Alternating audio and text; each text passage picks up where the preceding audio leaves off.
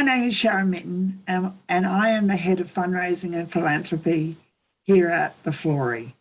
Thank you for joining us. I really appreciate you taking the time to connect with us today. I know the format is a little different than in person, but regardless, it's fantastic to be with you all. Before we begin, I would like to acknowledge the traditional owners of country on where we all are today. The Florey Institute is on the land of the Wurundjeri people of the Kulin Nation, and I would like to pay respects to elders past, present and emerging. I'd also like to extend these respects to all elders past, present and emerging from all the lands from where you are joining us today. We celebrate the traditional owners as the first scientists and deeply respect their sophisticated knowledge systems. I hope that you're all well, and if your region is currently under restrictions, I hope you're coping well and have people around you who support each of you through these difficult times. For those attending who are not familiar with our work, the Florey is the largest brain research group in the Southern Hemisphere. Our work is critical as diseases of the brain and mind affect us all in some way. In fact, every year, 4.7 million Australians are diagnosed with one of the conditions we study. This year and the last year have highlighted the importance and need of our work more than any other since our very beginning. Topics which we live and breathe daily as Medical Research Institute have been under the spotlight and in the public sphere. From the much needed mental health research funding to the complexities of clinical trials and the long-term impacts of COVID-19, we're grateful to see healthy public debate and discussion around the all-important role that medical research plays in our country. As a great Australian innovator, the Florey has adapted to the new landscape and sees opportunity in this crisis despite the damage it has caused. Thank you to all our donors who have joined us this morning. As a medical research institute, our work relies heavily on your support. Ways you can also support our research is by spreading the word about the Florey and the learnings you take away from the lecture today. If you're not already a Florey donor, we invite you to consider becoming one. All contributions, big and small, are tax deductible and take us one step closer in our quest to find the cures for diseases that affect the brain and mind. You can also support our work by leaving a gift in your will. If this is something you would like to consider, please email the fundraising team after the lecture. We'd also love to keep you up to date with the research happening at the Florey and invite you to join our mailing list if you're not already a subscriber. Please head to the Florey website to sign up. I'd now like to introduce you to our very special presenters. Our first presenter is Dr. Yugeesh Lankadeva. He joined the Florey Institute in 2013 after finishing his PhD at the Monash University.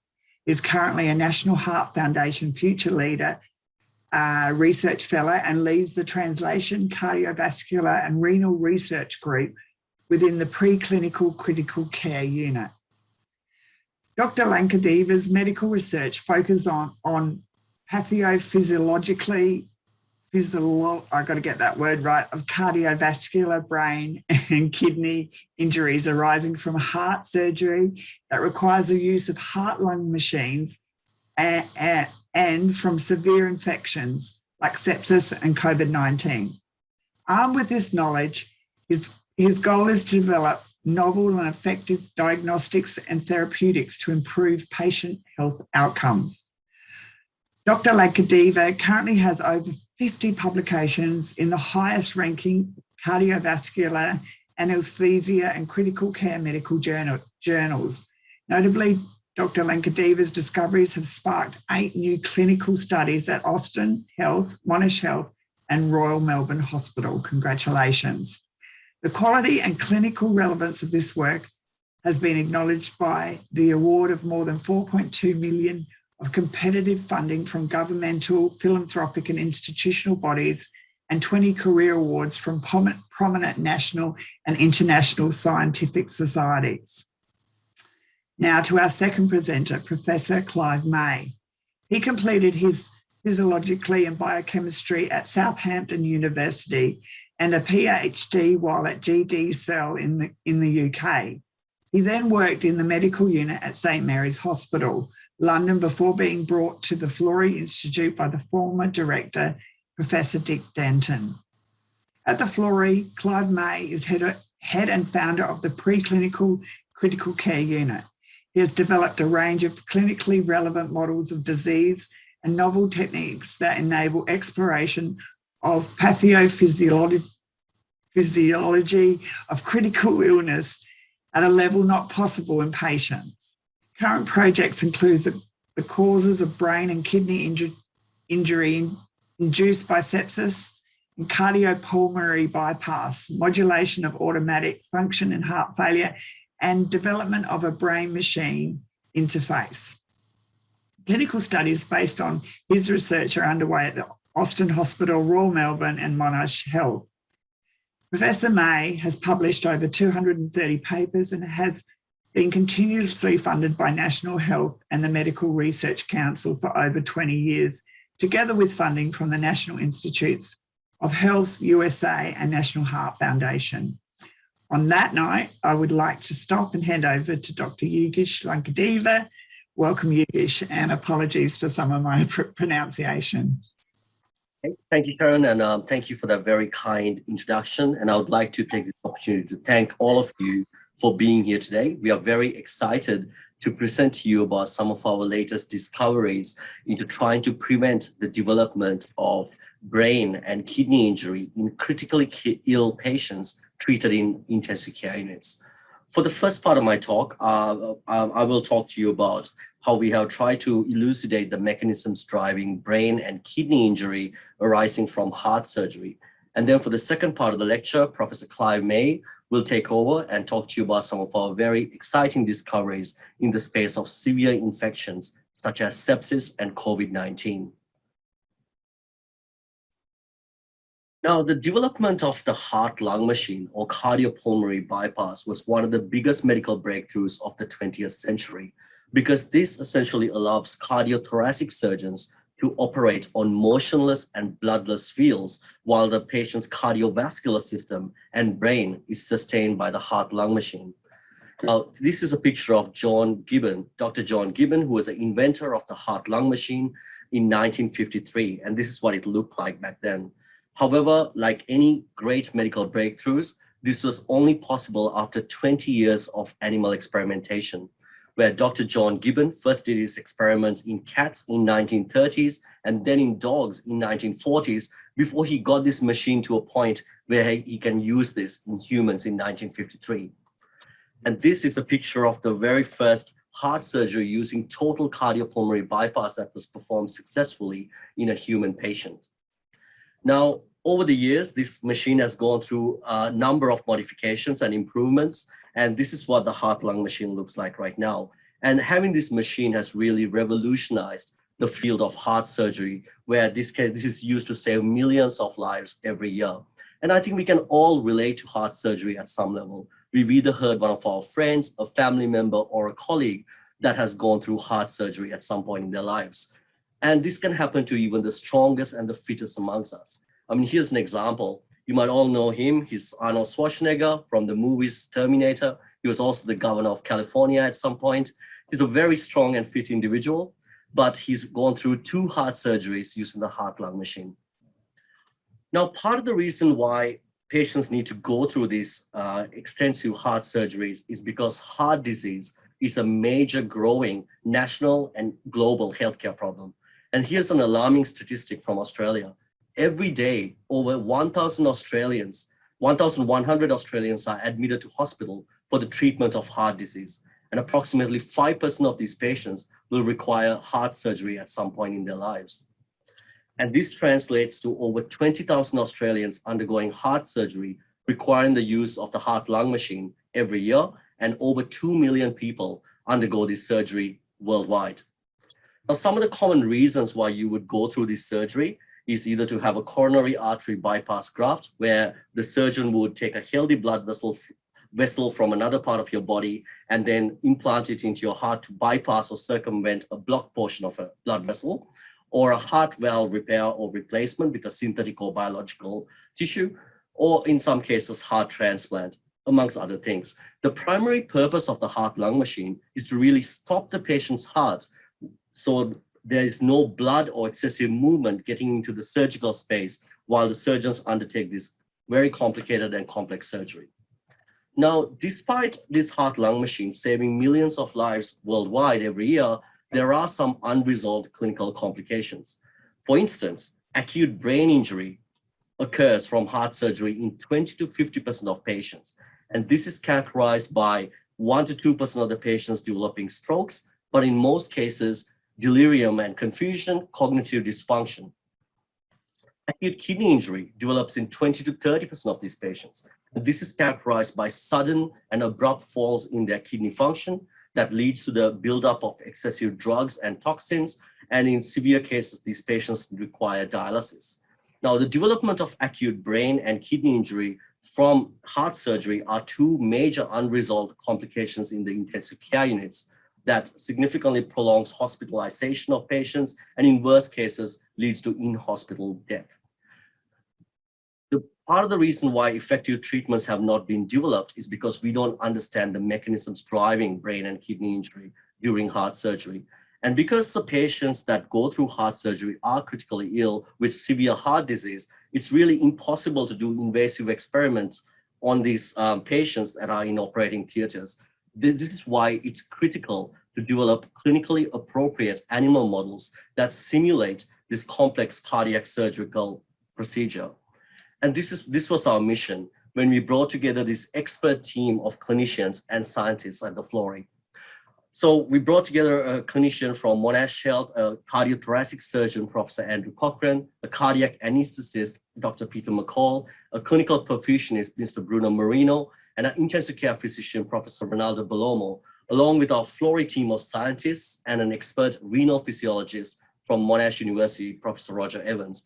And together, our mission was to develop a clinically relevant sheep model of cardiopulmonary bypass that simulates all major aspects of human cardiopulmonary bypass.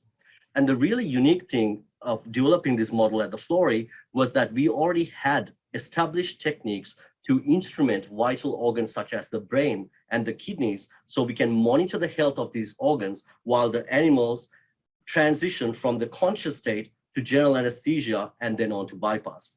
So this is our optimized experimental setup where we have cannulated the venous side of the heart-lung machine through the right atrium of the heart. And this is where we pull the unclean, deoxygenated blood out of the patient, pass it through the heart-lung machine, purify it, and then we would pump it into the back to the patient through this aorta, this catheter in the aorta. And this is how they do this in the humans as well.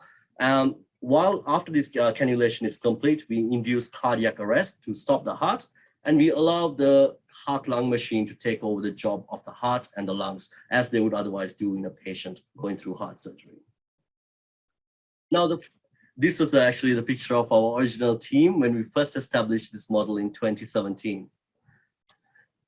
So the first aim of my talk, I will talk to you about our findings in trying to understand what is causing brain injury during cardiopulmonary bypass.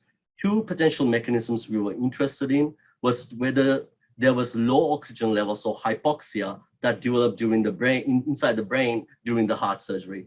And to do this, we use this technique called near-infrared spectroscopy, which is a non-invasive way of monitoring cerebral oxygen saturation in the left and right cerebral hemispheres of the brain.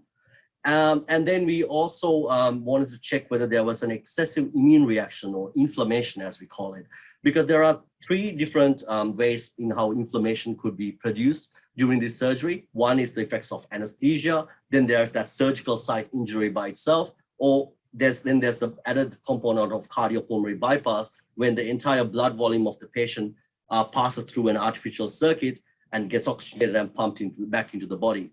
So really, the aim of our study here was to deconstruct the effects of anesthesia from that of surgical trauma from the effects of cardiopulmonary bypass. And this is just coming to our results. We're looking at cerebral oxygen saturation. And what we see here is that during 3 hours of surgery, the animals that went through cardiopulmonary bypass is in red, and the animals that went through general anesthesia with surgical site injury is in the white. And we see that cerebral oxygen saturation is indeed preserved. So there is no signal that the brain is hypoxic during the surgery. And in subsequent studies, we have confirmed this by directly implanting probes into the brain tissue. And we have really overruled the fact that there is no hypoxia in the brain at least during the surgical procedure. However, when we were to sample blood from these patients while they were going through the surgery, what we found was that going through the heart-lung machine instilled an exaggerated systemic inflammatory response, where there was very high levels of inflammatory mediators that we call cytokines in the blood of the animals that went through heart surgery. And TNF-alpha, or tumor necrosis factor alpha, is a primary inflammatory mediator. And while this decreases by 3 hours of surgery, this has now set off a secondary inflammatory mediator called interleukin-6. Now, why do we care about this? We care about this because having high levels of circulating inflammatory mediators in the blood has been shown to lead to brain inflammation in other diseases. But whether this happens in the context of heart surgery has not been previously elucidated. So that's where the next part of the project came in. In terms of brain inflammation, what we really wanted to see was what happens to microglia, because these are essentially the resident immune cells in our brain. And when these cells get activated, this is a classic marker of brain inflammation, or in other words, neuroinflammation. To check for activation of microglia, what we were really interested was to look at the morphological changes in its phenotype. So in the resting or physiological state, the microglia is a very branched structure where they talk to other brain cells around them, like astrocytes and neurons, and surveil the environment. However, in pathophysiological conditions, they retract their branches and they take on this pro-inflammatory microglial phenotype and eventually end up in an amoeboid circular phagocytic phenotype. And this has harmful effects on the brain because this can further worsen the amount of inflammation that's produced within the brain that can then lead to neuronal damage and neuronal death. And for instance, activation of microglia has been implicated in other neurological complications such as dementia and Alzheimer's. But our question was, does this happen during heart surgery? But this work was done by a really talented PhD student in Dr. Song Yao's laboratory, Dr. Khalid El-Safian, who has now moved to the US to take on a postdoc position. And after Khalid left, he was taken over by a current PhD student in Dr. Song Yao's laboratory, Ms. Jasmine Sloan. So what these guys did was, at the end of the cardiopulmonary bypass, they harvested the brains, and then they separated the brain into 4 cerebral cortical regions: the frontal lobe, the parietal, occipital, and temporal. And then they immunohistochemically labeled for microglia. And in the red arrows, they have shown the activated microglia, and in the blue arrows, they see the resting microglia in the sheep that goes through bypass compared to the sheep that just goes through general anesthesia with surgical site injury alone. You can appreciate that there is a very high level of activated microglia in the animals that went through heart surgery using the heart-lung machine. And when you look at the parietal cortex, we saw the same level of activation. And then again, in the temporal cortex, again, we see this pronounced brain inflammation that occurs after going through heart surgery using the heart-lung machine. So to summarize this part of the talk, it looks like undergoing a cardiopulmonary bypass produces an exaggerated systemic inflammatory response beyond that initiated by general anesthesia and surgical site injury. It looks like the systemic inflammation is associated with widespread inflammation across the brain. And this is a very exciting finding because now that we have elucidated this pathophysiology, we can now develop targeted drugs to prevent the activation of microglia, prevent neuroinflammation, and reduce the development of heart surgery-associated brain injury. And this forms basis for our ongoing studies. We also see that on the contrary to common clinical beliefs, brain inflammation occurred in the absence of cerebral hypoxia. But just because the brain is safe from hypoxia doesn't mean that the other vital organs are safe. Because as I mentioned at the first part of my talk, the kidneys are also susceptible to injury during the surgery. So this begs the next question: how safe are our kidneys during heart surgery? As I mentioned before, 2 million people go through heart surgery using the heart-lung machine. And 500,000 of these 2 million develop acute kidney injury in intensive care units. When acute kidney injury becomes severe enough for these patients to require dialysis, the mortality rate in these patients exceed 35%. And even more concerningly, patients that survive even mild or short episodes of acute kidney injury are predisposed to a greater risk of developing chronic kidney disease and end-stage renal disease in late life that can substantially diminish their quality of life. Unfortunately, the pathophysiology is unclear. Because of this, there is no treatments to stop this from happening. So to really investigate kidney health in detail, we have this very unique ability at the Florey to implant fiber optic probes to the outer region of the kidney, which is called the renal cortex, and the inner region of the kidney, which is called the renal medulla, which allows us to simultaneously measure tissue blood perfusion, tissue oxygen levels, and tissue temperature in these two very important functional regions of the kidney. During the same surgery, we can implant a flow probe to see how much blood is getting to the kidney, and we can cannulate the vein so we can take samples and look at blood chemistry. And this is just a picture of the surgery showing the implantation of these probes. Now, what we're seeing here is total kidney blood flow and the inner region of the kidney, because this is the region that is very commonly susceptible to injury. What we see here is just going through general anesthesia alone can bring about a significant reduction in the amount of blood that's been delivered to the kidney. However, this does not seem to affect the oxygen levels in the inner region because these animals are being supplemented with very high oxygen levels as they would in a patient going through heart surgery. However, transitioning from general anesthesia to cardiopulmonary bypass, it looks like it's almost like a second insult or a hit to the kidney where blood flow falls further. That this compromises the amount of oxygen being delivered. And now the inner region of the kidney is severely deprived of oxygen, or in other words, there is renal medullary hypoxia. Now that we know this is happening, our next critical question was, can we develop a non-invasive biomarker to detect this in humans undergoing heart surgery? Now, we came across this really elegant article in the literature where these investigators have immunohistochemically labeled a rat kidney. And what they show here is that the renal medullary blood supply that is shown in red, or we call the vasa recta, is positioned close and symmetrically around the collecting ducts that they have labeled in blue. The collecting ducts is where the urine ultimately gets collected in our kidneys after it's been produced and gone through the reabsorptive processes. Because of this close anatomical relationship between these structures, we hypothesize that the oxygen levels in the inner region of the kidney or the medulla will equilibrate with the oxygen levels in the collecting ducts. Now, you might ask, why is this important? It's important because once it's in the collecting ducts, it gets passed down our ureters and gets collected into our bladder. So if we were to find a way to measure oxygen levels in the bladder urine, we will get a very useful signal of what's happening in the inner region of the kidney. Now, that's why we kind of developed this. We got together with our industry partners, Oxford Optronics, and we came up with a large area oxygen sensing probe that can be tunneled and advanced. So it sits at the tip of a standard bladder catheter in direct contact with the patient's urine. Now, no one wants a bladder catheter, but in this context, it's important because placement of a catheter in the bladder is routine clinical practice in patients undergoing heart surgery.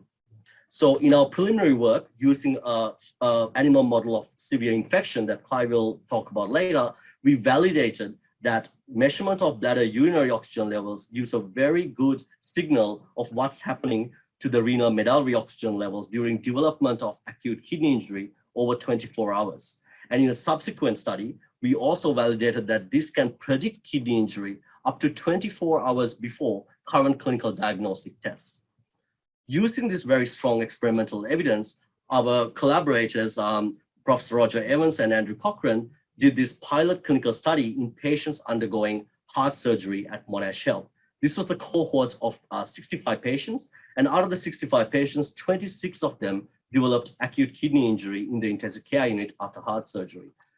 And when they looked at the changes in bladder urinary oxygen levels during the various stages of cardiopulmonary bypass, you can appreciate that there is a progressive reduction in bladder urinary oxygen levels that signals to us that the kidney is becoming hypoxic. And what was most interesting in this study is that the patients that had the lowest bladder urinary oxygen levels during surgery were the ones that ended up in the ICU with kidney injury. Now, this is a very exciting finding for us, because now this tells us that measurement of bladder urinary oxygenation could be a new biomarker to detect early risk of kidney injury. So strategies can be implemented to restore kidney oxygen levels during heart surgery, which brings us to the next question. Can we do that? Can circulatory perfusion conditions be modified using the heart-lung machine to reverse renal medullary hypoxia during heart surgery? And this really has been our mission since 2017. And we have tried various clinically feasible interventions. We tried increasing pump flow, and this is simulating that the heart is beating harder by using the heart-lung machine. And we see a partial restoration, so it was promising. Then we tried increasing target blood pressure during the surgery. And again, we see a partial restoration. This was promising. We tried increasing the oxygen carrying capacity of the blood by adding more donor blood into the heart-lung machine. However, this was not successful. So the current problem is that once the heart-lung machine takes over the job of the heart, this machine does not have a pulse pressure. So we even tried instilling or implementing an artificial pulse pressure using the heart-lung machine. But again, we were not successful. And then we even tried reducing body temperature to reduce metabolic activity during heart surgery. And again, we were not successful. However, very excitingly, if we were to instill a combination intervention where we simultaneously increase target pump flow and target blood pressure simultaneously during heart surgery, we can effectively restore kidney oxygen levels back towards the healthy physiological levels. And this is a graph of our very recent study that we published, where this is the standard of care clinical perfusion conditions. You can see that the inner region of the kidney is severely hypoxic and deprived of oxygen. We implement our optimized CPB strategy, and we effectively restore kidney oxygen levels towards a healthy state.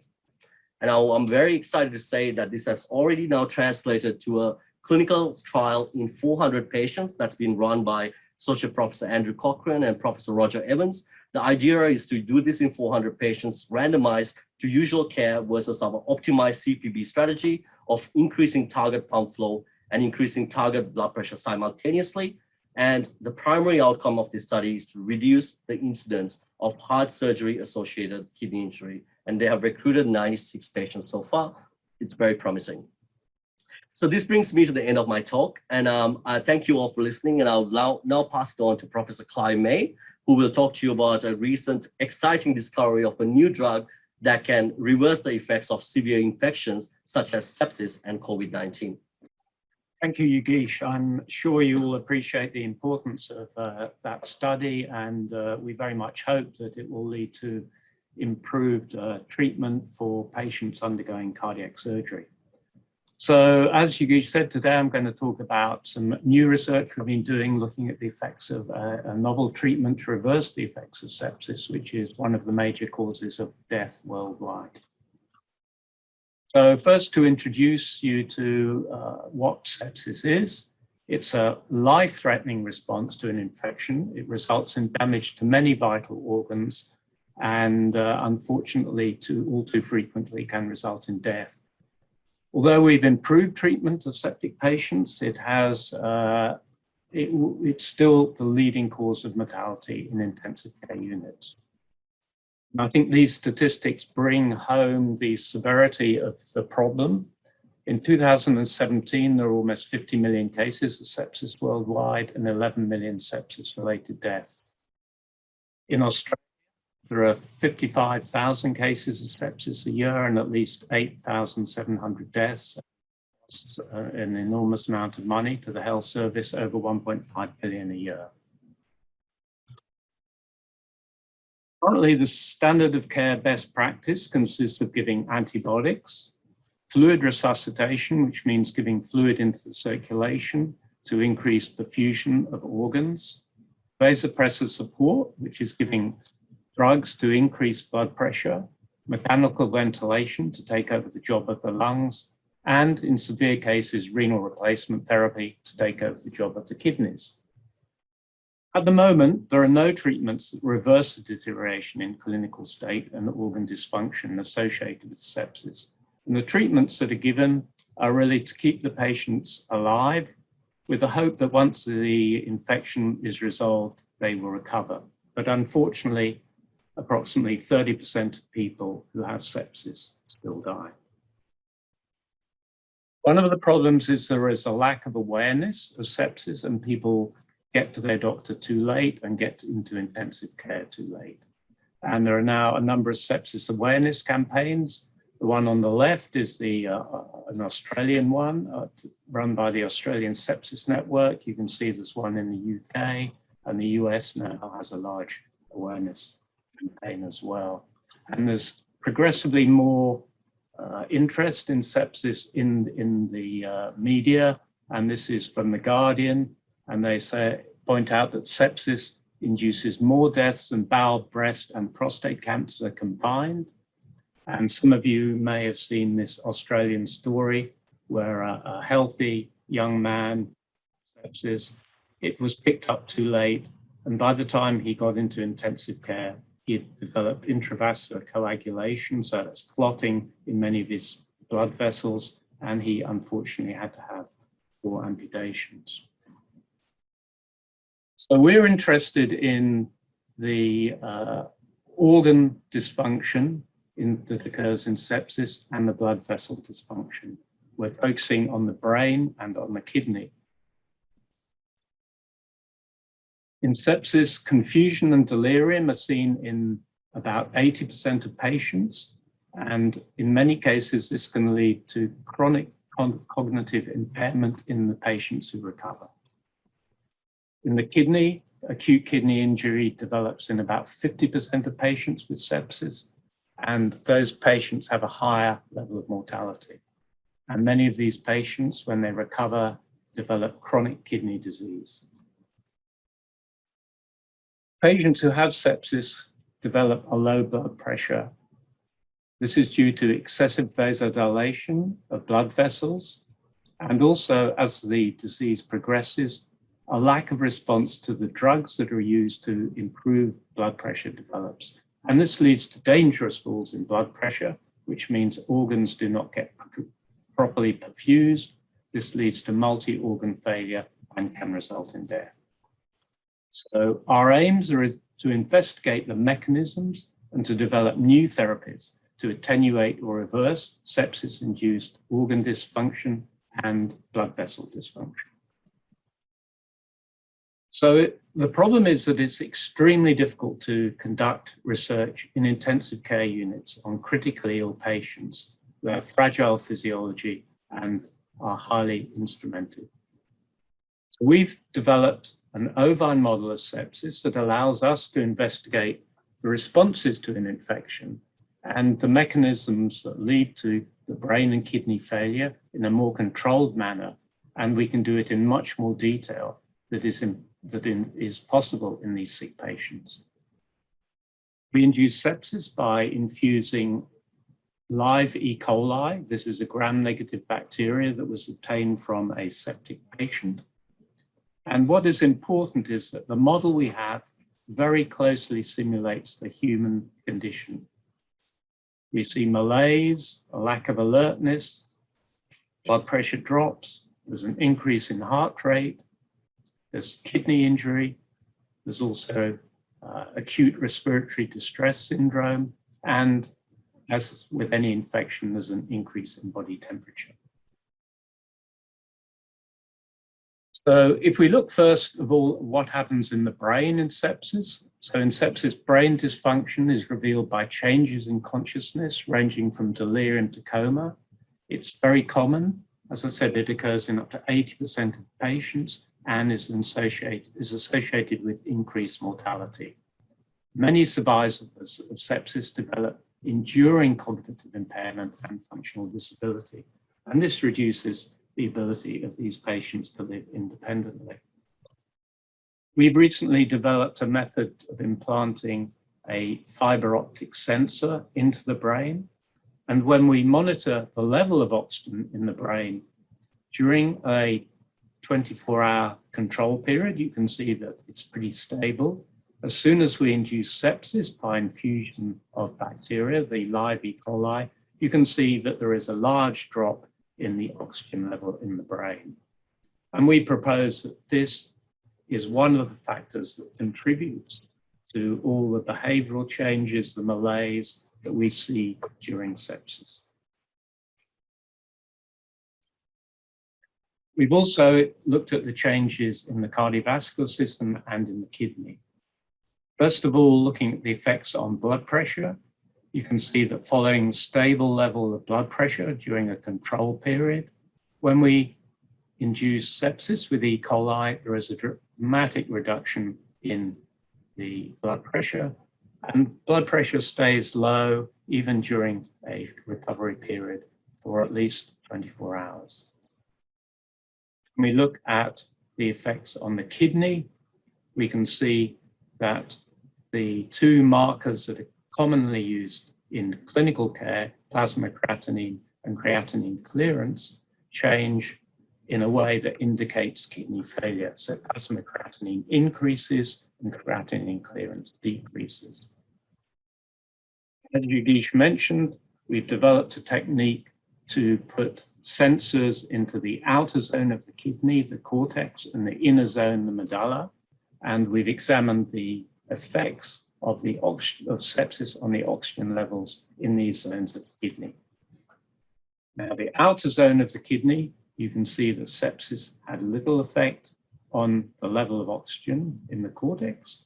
And medulla, however, there was this large reduction in oxygen level in the center part of the kidney. And we think that this may well contribute to this kidney failure that we see in sepsis. So how can we treat this hypoxia that occurs in both the brain and the kidney? We know that low levels of oxygen in tissues, together with the excessive inflammation that occurs in sepsis, leads to oxidative stress. Oxidative stress is a state of excess production of reactive oxygen species. So there's increased levels of highly active oxidant molecules, and this, together with the decrease in the effectiveness of antioxidant defenses, results in pathophysiological changes which cause cell death and organ dysfunction. Now, how can we treat this? Well, antioxidants are possible treatments for oxidative stress, and vitamin C, ascorbic acid, is a naturally occurring antioxidant that we obtain in our diet. So why do we think vitamin C would be a useful treatment for sepsis? We know that the levels of vitamin C are low in patients with critical illness. We know that vitamin C is a powerful antioxidant, but it also has many other effects that are likely to be a benefit in sepsis. It's an anti-inflammatory. It stimulates the synthesis of catecholamines and vasopressin. These are molecules that increase blood pressure, so that will be beneficial in sepsis, which is a state of low blood pressure. It's an anticoagulant, and I showed you earlier the problems with coagulation, and it also stimulates the immune system, so will help clear the infections. There have been some recent trials of vitamin C in sepsis. The doses given of about 6 grams per day have given inconsistent findings. However, vitamin C has been used in much, much higher doses, up to 120 grams a day in cancer and burns patients.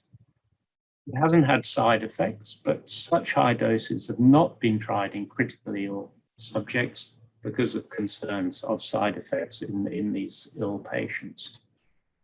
So using our preclinical model, we've asked the question, does treatment with a megadose of vitamin C improve organ function in sepsis, and is it safe?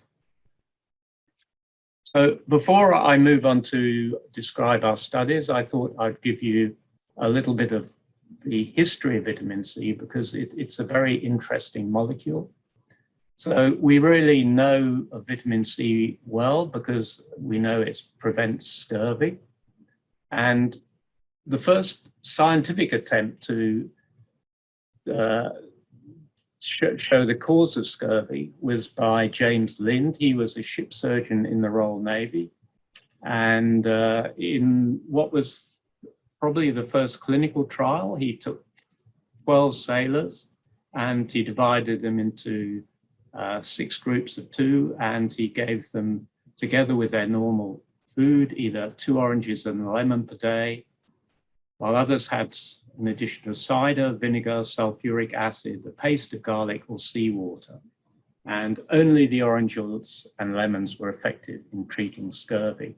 He didn't at that time realize that what the molecule was that was causing this, but this was an enormous problem in these times. In the 1740s, a British expedition that was raiding some Spanish ports, 2,000 sailors, and 1,300 of these sailors died of scurvy.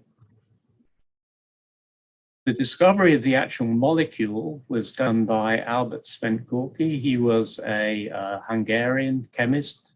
He isolated the molecule, and for this, in 1937, he was awarded the Nobel Prize in Medicine. We probably know vitamin C best through Linus Pauling. Now, he was a brilliant chemist. He was one of the founders of the fields of quantum chemistry and molecular biology, and he was awarded the Nobel Prize in Chemistry in 1954. He was also awarded the Nobel Prize for Peace Activism in 1962. I think he's the only person who's been awarded 2 Nobel Prizes as a single prize winner. And he was married to the American human rights activist Ava Pauling. And Linus Pauling suggested the use of what then were considered high doses of vitamin C, greater than 1 gram a day, to prevent the common cold. However, a number of clinical trials that have examined this in more detail over the year have really not been able to show that vitamin C does reduce the incidence of colds in the general population. So to move on to our studies with vitamin C, we aim to determine the effects of treatment with what we call a megadose of intravenous sodium ascorbate. Now, sodium ascorbate is the sodium salt of vitamin C. We choose to use that rather than the native compound ascorbic acid because that reduces the effect of the acidity of ascorbic acid. Initially, before we do these studies, we have to instrument these animals. And here you can see Yugeesh and myself in the operating theatre at the Florey. And we instrument these sheep so that we can carefully monitor the health of the brain and the kidneys, and also measure heart function and cardiovascular function. We give the sodium ascorbate intravenously. And the reason we do this, you can see in this graph, which shows the levels of vitamin C reached in the blood. And you can see that if you take it orally, the level reached in the blood is really quite low, whereas if you give it intravenously, you can achieve much higher levels. And it's these high levels that are required for benefit of treatment. So just to give you an index of the enormous amount we gave intravenous sodium ascorbate at 150 grams per sheep. Now this would be 300 grams in a human if we take into account the different body weights. And in sheep, this was equivalent to about 2,500 oranges worth of vitamin C. And this is about 50 times the dose that has ever been given before to a critically ill patient. Work has been published in Critical Care Medicine. This is a high impact critical care journal. And we were also invited to write a review about this work for the British Journal of Pharmacology. Now, what happened when we gave this high dose of sodium ascorbate to the animals? Well, as you and I would feel when we were sick, maybe had flu, you'd have malaise, a lack of alertness, you would lie down, you wouldn't feel like eating or drinking, and you would have a high temperature. And if we gave our animals the best available current treatments that are used in intensive care, over a 6 to 8 hour period, there would be little change. However, within 3 hours of starting the infusion of sodium ascorbate, there was really dramatic improvement in the clinical state. It's the most remarkable change I've ever seen in the whole of my research career. The animals within 3 hours were looking well and alert. They were standing, they were eating and drinking, and they looked like completely normal, healthy animals. The body temperature returned to normal. And what you can see in this graph is that the normal body temperature of a sheep is just over 39. They're a bit hotter than we are. And as soon as sepsis is induced, temperature increases to over 41 degrees. And in the untreated animal, it stays at this level until we give antibiotics. But even then, it takes over 48 hours to recover back to normal. When we treated with vitamin C, you can see as soon as we gave our first treatment here, and then an infusion of vitamin C, there was this rapid decrease in blood pressure, in temperature, back to normal levels over 6 to 7 hours. If we look at the effects on blood pressure, I mentioned before that this hypotension develops in sepsis, and here you can see a big drop in blood pressure. And blood pressure stays at fairly low levels. And then when we start treatment with this vasopressor drug, norepinephrine, we can improve blood pressure towards normal levels. If we didn't give this treatment, blood pressure would fall further throughout the septic period. But what you can see is in order to maintain blood pressure at these high levels, we had to give increasing doses of this vasopressor drug, norepinephrine, in order to maintain blood pressure at reasonable levels. When we treated with vitamin C, again in this group, there was a big drop in blood pressure, and we maintained that at these normal levels with treatment. But what you can see is that the level of treatment we had to give was very low, and that in fact decreased to 0. So during treatment with sodium ascorbate, blood pressure was maintained while this treatment with the drug to raise blood pressure was withdrawn, demonstrating a massive improvement in the cardiovascular system in these animals.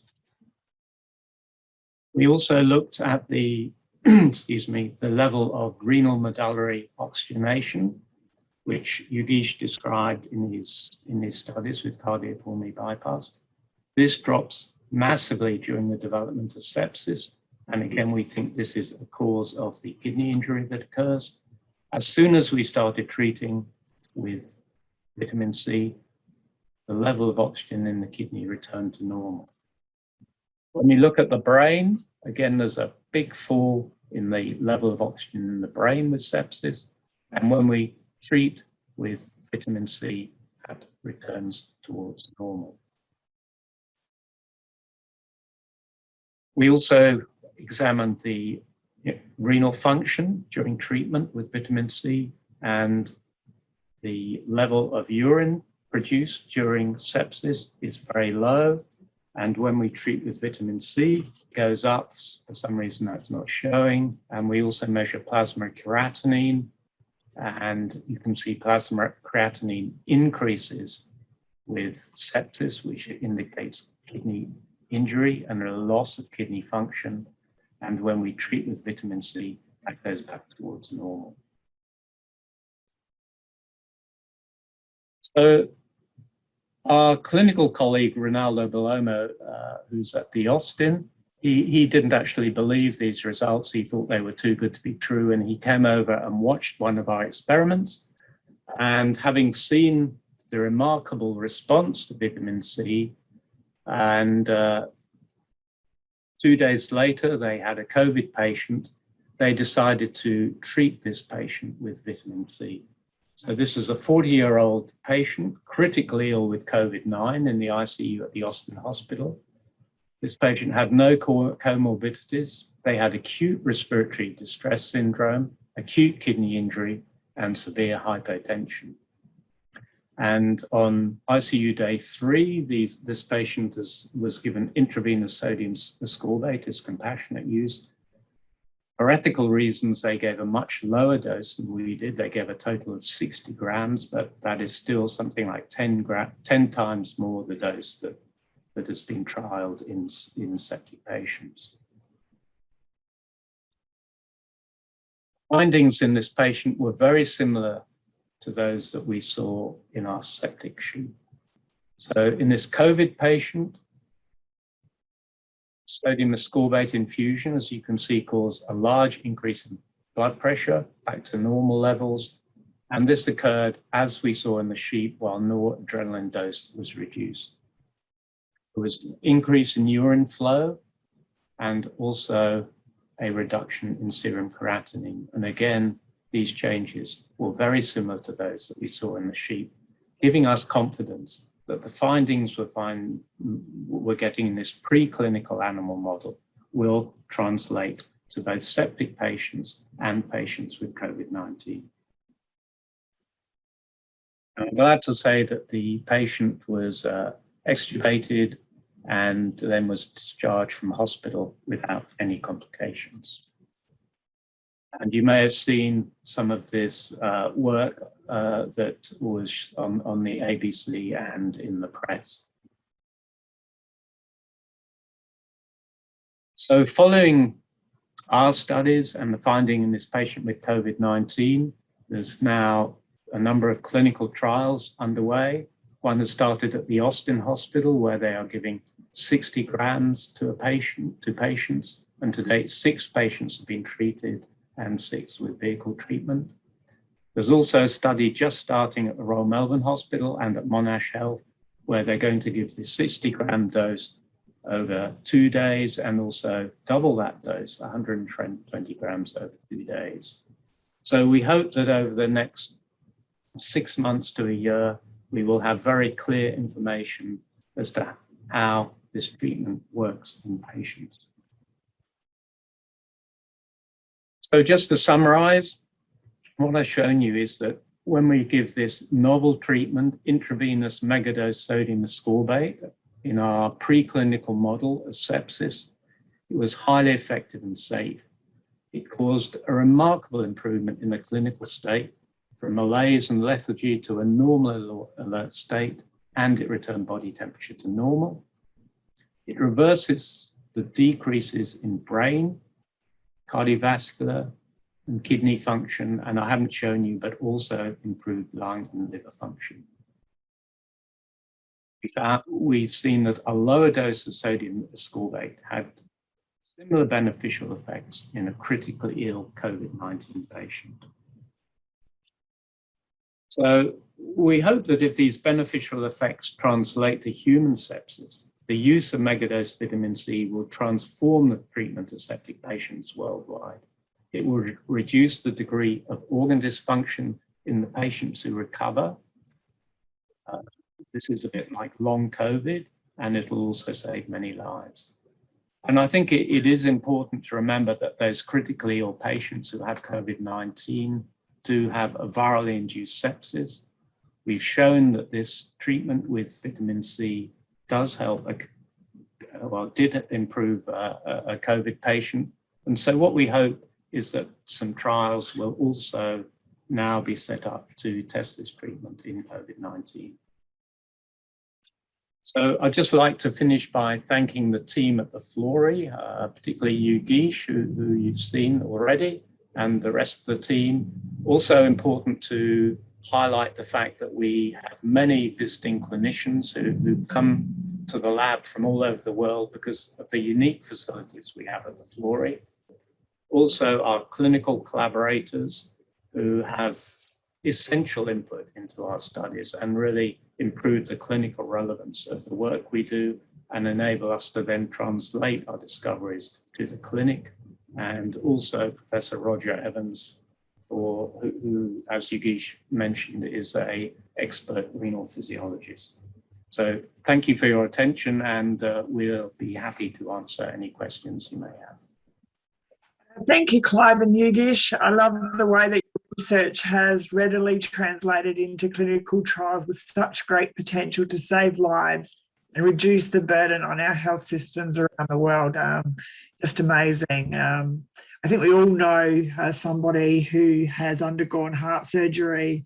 I think we also appreciate that correlation between kidney function or the reduced kidney function over time, and we would dearly love to change that. I'm sure everyone agrees that your work is hugely important, and I thank you for your the lecture today. I'm now going to hand over to Margaret, who will facilitate the Q&A session. Okay, hi. We've got a few questions here, so I'll just read them out for you. For you, Yugeesh, similar to the kidneys, do you believe that similar decreases in other visceral organs, splanchnic, blood flow and oxygenation, are also likely on CPB? Maybe you want to explain a bit for us lay people. So splanchnic is basically the circulation to our intestinal or gut tract. And I think that's a very, very relevant question.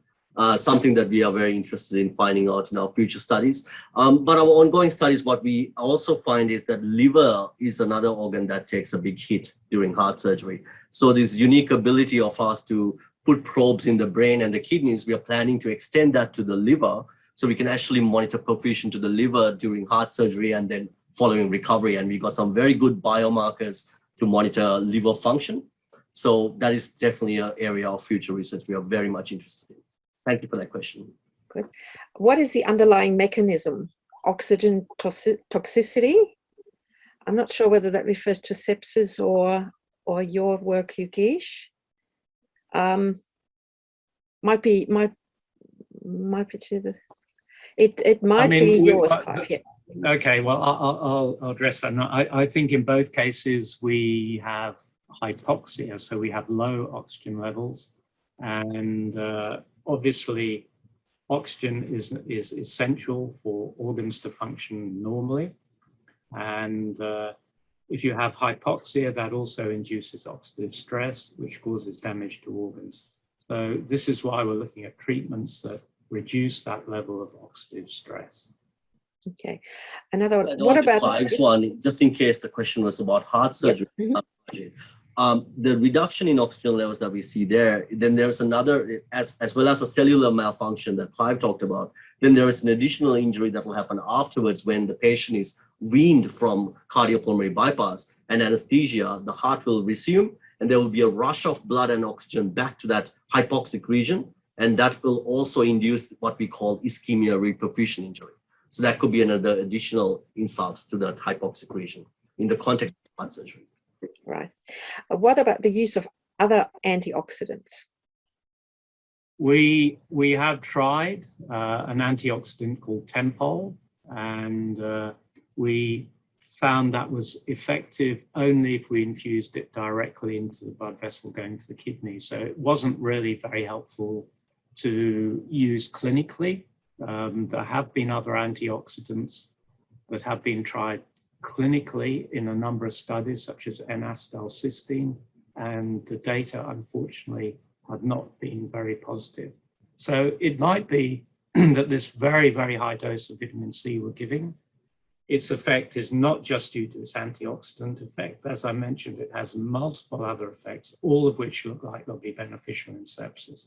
So we think it's the combined effect of all of these effects of vitamin C put together. Sepsis is such a complicated disease. If you have a specific drug that just treats one aspect of it, then that's not effective. Yeah. How long would it take until this new treatment is actually used clinically as a general treatment? I mean, you're doing trials at the moment, so how long from the trial to until it actually becomes general practice? I think the trials are going to take probably a year to complete, unfortunately, because there's a number of septic patients and there are a number of trials going on in any ICU at one time. We're hoping that some other centers around the world will take this up, and we believe that there is one other group at the moment who are about to start trialing it in COVID patients. So what we really need are more institutions around the world to take this up as a treatment and do trials on it. And I think we probably need some multi-center clinical trials. So unfortunately, these things always take longer than one would wish. Yeah. Now with vitamin C, is that something we should all be taking more of? Is there any protective effect of that? I think there's little evidence that it can reduce the incidence of infection if you're just taking 1 gram a day orally. There is some evidence that it might shorten the length of a cold, although it doesn't prevent colds. But certainly, in order to get the sort of levels in the bloodstream that you need to have these very potent beneficial effects, as I showed, it has to be given intravenously. Yeah, I've said if you take that quantity orally, it will saturate your intestinal transporters. Will just come out straight out of you, and you don't want that. You want to do this in a modulated environment, straight into the bloodstream at a hospital setting. Yeah. With sepsis, not in the hospital setting, is there any way of someone at home could find, be alert to something that the onset of sepsis, or does it usually only happen in the hospital setting? No, that's a very important question. A large number of the patients who have sepsis and end up in ICU develop that at home, and this is one of the big problems that people don't recognize it. So the symptoms people need to look out for are confusion, a high heart rate, not feeling like eating, reduction in urine production. And if you have these symptoms, you need to see your doctor and you need to get into hospital as soon as possible. And a high temperature, of course, is the other thing. But it's difficult because the symptoms aren't all that clear. They're often a bit like some of the symptoms you might get with flu. But if you're suspicious and you're worried, then certainly you should see a doctor as soon as possible. A final question. Can you overperfuse the sheep, and what are the effects of that? I mean, yes, I mean, you can challenge physiological targets as much as you want in an experimental setting. But what we were really after was to really return perfusion and oxygen levels within vital organs to what they are when they're conscious, in the conscious state. I mean, overperfusing doesn't really achieve anything. What we are really after is returning it back to the healthy state. And as we mentioned, having these organs pre-instrumented allows us to really get that information in real time, so we can actually modify the heart-lung machine to return it back to where we want it to get to. So that's what we did. Thank you so much, Clive and Yugeesh, and thank you to our audience today for the very interesting questions. Sometimes I just feel like screening. It's so important to me, this research, and I just wish and hope for so much more and so much sharing of this information around the world with your colleagues and through the media, etc., because it seems like such vital work. Thank you for sharing your latest research. I wish you all the best with your clinical trials. I'm keeping my fingers crossed. And also just a final thank you to our Florey donors today in the audience. And thank you for joining us in this journey. We hope we've given you some hope for the future and what it might bring.